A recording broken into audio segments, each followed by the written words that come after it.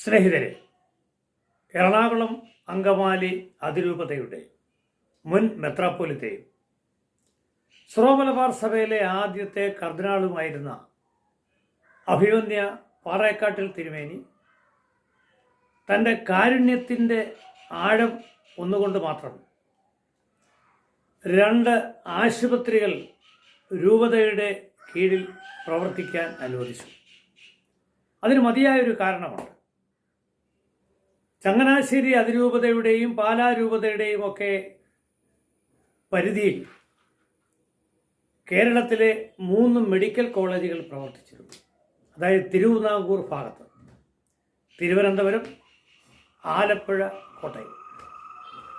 എറണാകുളം അതിരൂപതയുടെ പരിധിയിൽ ഒരിടത്തും ഒരു നല്ല ചികിത്സാ കേന്ദ്രം ഉണ്ടായിരുന്നില്ല.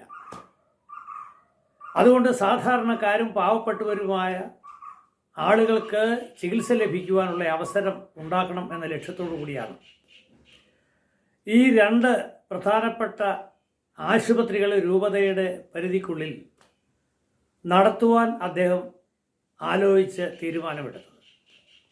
ഉദ്ദേശം വളരെ ശുദ്ധിയോടെ ആയിരുന്നു. അതിൻ്റെ ഫലം ഞാനും അനുഭവിച്ചിട്ടുള്ളയാളാണ്. ഏതാണ്ട് 80കളിലൊക്കെ അവിടെ ജനറൽ വാർഡിൽ കിടക്കുന്ന ഒരു രോഗിയുടെ ബെഡിൻ്റെ വാടക 5 രൂപ ആയിരുന്നു. അത് മുറികളാവുമ്പോൾ ഒരുപക്ഷെ താരതമ്യേന അവിടെ ചിലവ് വർദ്ധിക്കും.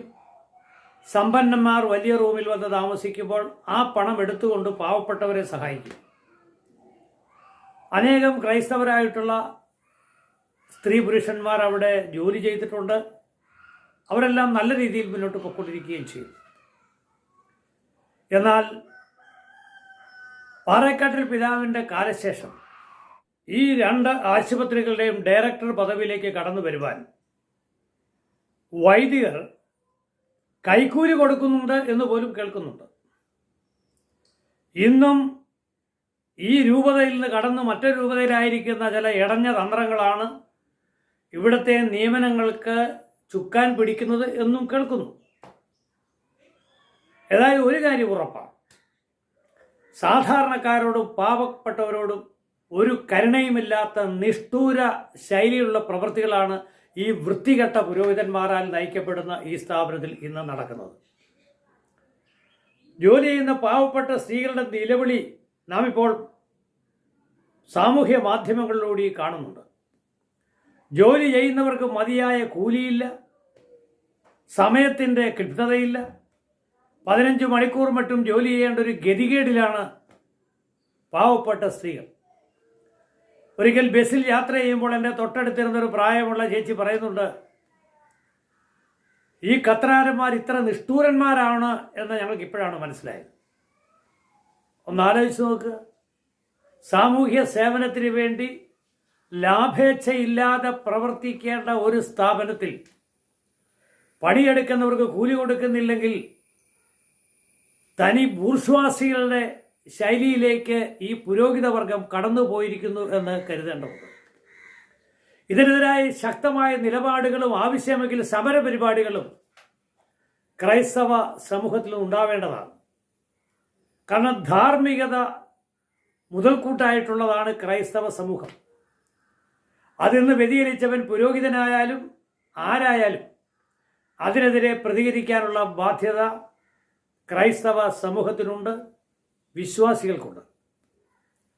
പാവപ്പെട്ട നേഴ്സുമാർ മണിക്കൂറുകൾ 10-15 മണിക്കൂർ ജോലി ചെയ്യുന്നു.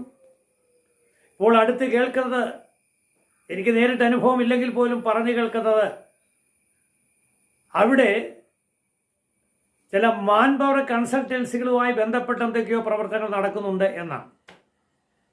എന്തു തന്നെയായിരുന്നാലും ക്രൈസ്തവ ധാർമ്മികതയിൽ നിന്ന് കാതങ്ങൾ അകലെ നിലനിൽക്കുന്ന ഈ നിഷ്ഠൂര പ്രവൃത്തികൾ അവസാനിപ്പിക്കേണ്ടതാണ്. എറണാകുളത്തെ സമ്പന്നന്മാരായ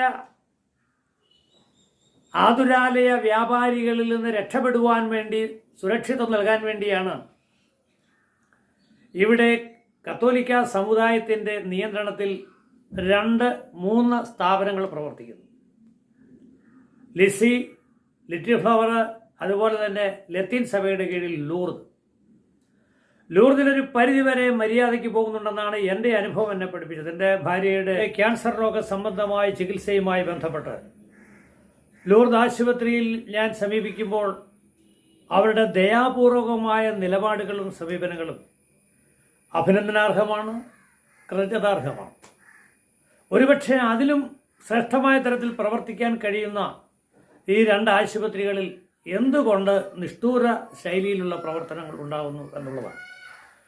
പാവപ്പെട്ട സ്ത്രീകൾ രാപകലില്ലാതെ കഷ്ടപ്പെടുന്നവർക്കോട് നീതി പുലർത്തുന്നില്ല.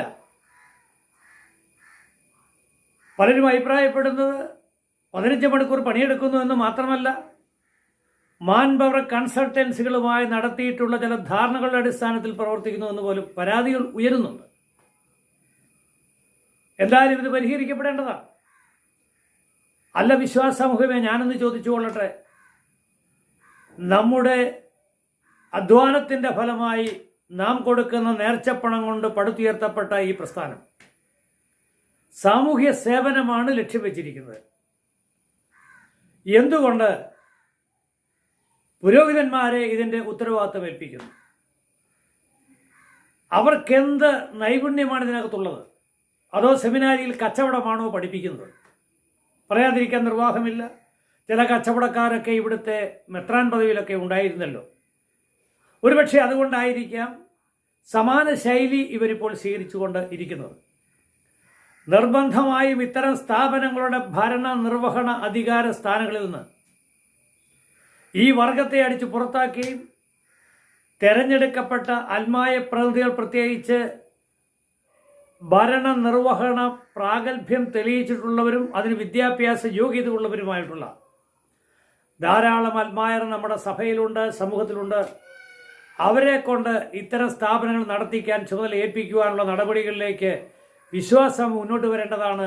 പുരോഹിതൻ്റെ പണി കൂദാശ പരികർമ്മമാണ്. അതുമാത്രം ചെയ്ത് അവർ സഭയെ പടുത്തുയർത്താൻ ശ്രമിക്കട്ടെ. ഇപ്പോൾ അവിടെ സമരത്തിലായിരിക്കുന്ന സാധു സ്ത്രീകൾ, അതൊപ്പമടക്കമുള്ള തൊഴിലാളികൾക്ക് നമ്മുടേതായ ഐക്യദാർഢ്യം പ്രഖ്യാപിക്കുകയും പിന്തുണ പ്രഖ്യാപിക്കുകയും വേണം എന്ന് മാത്രം അഭ്യർത്ഥിച്ചുകൊണ്ട് സ്നേഹബുദ്ധിയെ അവർക്ക് അഭിവാദ്യങ്ങൾ അർപ്പിച്ചുകൊണ്ട് വിരമിക്കട്ടെ. നന്ദി, നമസ്കാരം.